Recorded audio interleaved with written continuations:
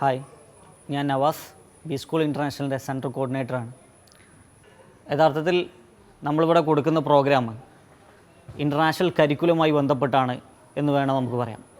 മറ്റ് യൂണിവേഴ്സിറ്റികളെ, ബ്രിട്ടീഷ് യൂണിവേഴ്സിറ്റികളെ പോലെ തന്നെ അവരുടെ കരിക്കുലം നമ്മൾ കുട്ടികളെ പിയേഴ്സൺ എന്ന് പറയുന്ന അവാർഡിംഗ് ബോഡിയിലൂടെ പഠിപ്പിക്കുകയും 2 വർഷത്തോളം ലെവൽ 4ഉം ലെവൽ 5ഉം കഴിഞ്ഞാൽ ലെവൽ 6ലേക്ക് അല്ലെങ്കിൽ ഡിഗ്രീൻ്റെ ഫൈനൽ ഇയറിലേക്ക് UK നമ്മൾ പറഞ്ഞേക്കാണ്. ഇത് യഥാർത്ഥത്തിൽ ബി സ്കൂൾ ഇൻ്റർനാഷണലിനെ സംബന്ധിച്ചോളം ബി സ്കൂൾ ഇൻ്റർനാഷണൽ ഒരു ബ്രിഡ്ജായിട്ടാണ് UK ഉള്ള കുട്ടികൾക്ക് സഹായമായി നിൽക്കുന്നത്.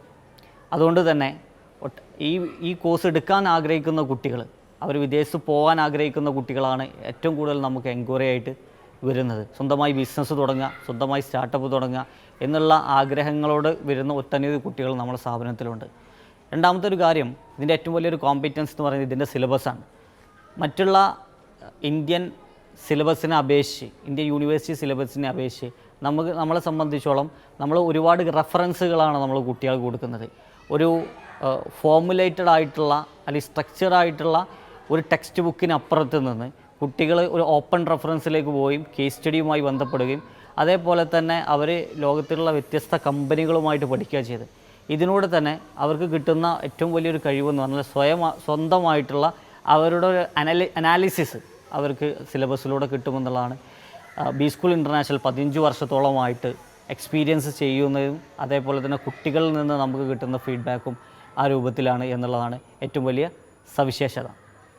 നമ്മൾ 2 വർഷത്തോളം പാക്ക് ചെയ്ത് കുട്ടികളെ പഠിപ്പിക്കുന്നത് ലെവൽ 4, ലെവൽ 5 എന്ന് പറയുന്ന ഒരു മെത്തേഡിലാണ്. ലെവൽ 4 എന്ന് പറഞ്ഞാൽ ഫസ്റ്റ് ഇയറും ലെവൽ 5 എന്ന് പറയുന്ന ഡിഗ്രിക്ക് തത്തുല്യമായിട്ടുള്ള സെക്കൻഡ് ഇയറുമാണ്. അപ്പോൾ അത് കഴിഞ്ഞതിന് ശേഷം കുട്ടികൾക്ക് പിയേഴ്സണിലൂടെ സർട്ടിഫിക്കറ്റ് കിട്ടുകയും അതിൻ്റെ ഭാഗമായിട്ട് യുകെയിലെ ന്യൂ ജനറേഷൻ യൂണിവേഴ്സിറ്റി ഉൾപ്പെടെയുള്ള പല യൂണിവേഴ്സിറ്റികൾ, Hertfordshire university, De Montfort university, Anglia Ruskin university, central land തുടങ്ങിയുള്ള യൂണിവേഴ്സിറ്റിയിലേക്ക് നമ്മൾ ഇവർ പഠിച്ചിട്ടുള്ള സർട്ടിഫിക്കറ്റ് വെയിറ്റേജിനനുസരിച്ച് അവർ സബ്മിറ്റ് ചെയ്യുകയും അതിന് പ്രകാരമാണ് എത്ര പേപ്പർ ഇനി കംപ്ലീറ്റ് ചെയ്യേണ്ടത് എന്നുള്ളത് അവർക്ക് ഒരു കണ്ടീഷണൽ ഓഫർ ലെറ്റർ വഴി കുട്ടികളെ അറിയിക്കുകയും അതിൻ്റെ ഭാഗമായിട്ടാണ് എന്ത് ചെയ്യുന്നത്, കുട്ടികൾക്ക് വിദേശത്തിലേക്ക് അഡ്മിഷൻ കൊടുക്കുന്നത്.